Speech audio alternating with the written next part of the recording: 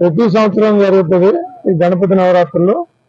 దానిలో భాగంగానే ఈ సంవత్సరం కూడా అంగరంగ వైభవంగా ఈ వర్తక సంఘం తాలూకా కార్యనిర్వాహకులు అందరూ కూడా దీన్ని వైభవపేతంగా ప్రతి సంవత్సరం లాగే ఈసారి జరిపించారు.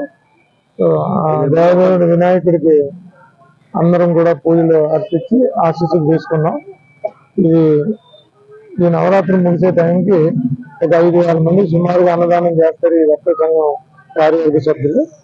దానిలో భాగం చేసిన మా కార్పొరేటర్ గారికి, వార్డు ప్రెసిడెంట్ గారికి, మరియు వర్తక సంఘ తాలూకా ప్రెసిడెంట్ కార్యదర్శులు అందరికి కూడా, నాన్న గారికి, కనక గారికి అందరికి కూడా హృదయపూర్వక నమస్కారం. శ్రీ లక్ష్మీ గణపతి చిల్లర వర్తం సంఘం తరఫున రైతు బజారు ప్రెసిడెంట్ నిన్న సూర్యనారాయణ నా పేరు. ఈ వినాయక మహాక్షములు గత 30 సంవత్సరాల నుంచి ఈ నవరాత్రులు ఈ 9 రోజులు చేస్తాను. అయితే ప్రతిరోజు ఈ నవరాత్రులు 11 రోజులు చేశాను, ఈసారి 9 రోజులు చేస్తాను. ఈ 9 రోజులు కూడా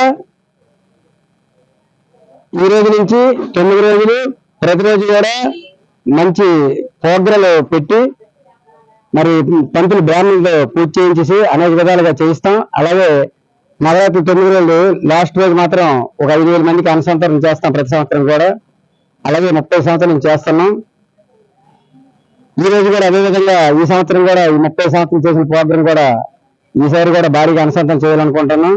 అలాగే మా సంఘం సభ్యులు నిన్న సూర్యనారాయణ ప్రెసిడెంట్, అలాగే పరపతి కనకరెడ్డి గారు సెక్రటరీ, అలాగే జాయింట్ సెక్రటరీ మునకాల చెన్నారెడ్డి, అలాగే వైస్ ప్రెసిడెంట్ పరపతి అచ్చెన్నాయుడు, అలాగే మా కమిటీ మెంబర్లు నిన్న వెంకటరమణ, అలాగే అలిపిన మల్లేశు, అలాగే బస వెంకటరెడ్డి, అలాగే జి గోవింద, అలాగే జి రాజు, అలాగే చిట్టి, అలాగే సండి, అలాగే నాయుడు, మా పెద్దలు సాయి సాగర్తో ఎల్విసి నాయుడు, వీళ్ళందరూ సాయి సాగర్తో ఈ యొక్క కార్యక్రమం జయప్రదం చేస్తున్నాం.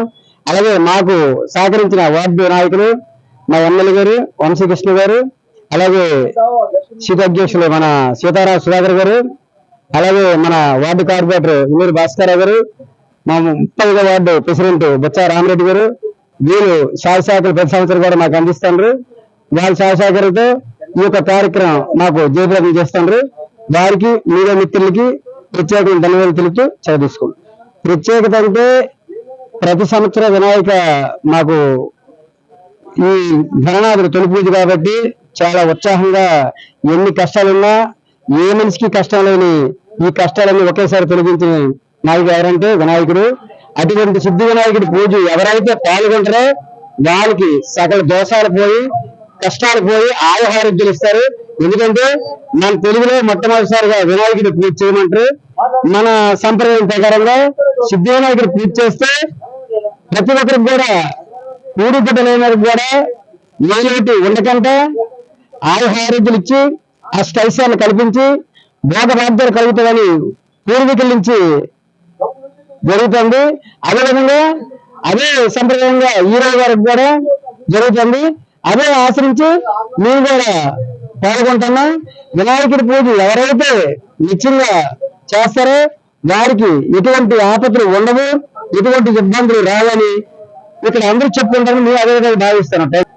మేము ప్రతి సంవత్సరం కూడా ఇక్కడ వామన్ చేసేవాళ్ళం. అంటే ఫస్ట్ ఇయర్ చేసినప్పుడు రోడ్డు మీద వేసాం. ఆ రోజు కొంతమందికి అప్పుడైతే మేము ఒక 2-3 వేలు పెట్టాం. ఆ తర్వాత మళ్ళీ సంవత్సరం పేరిన తర్వాత ఇంకొక 1000 పెంచాం. అలాగే ప్రతి సంవత్సరం కూడా ఒక 1000 మందికి అనుసంతరం పెంచుకుంటూ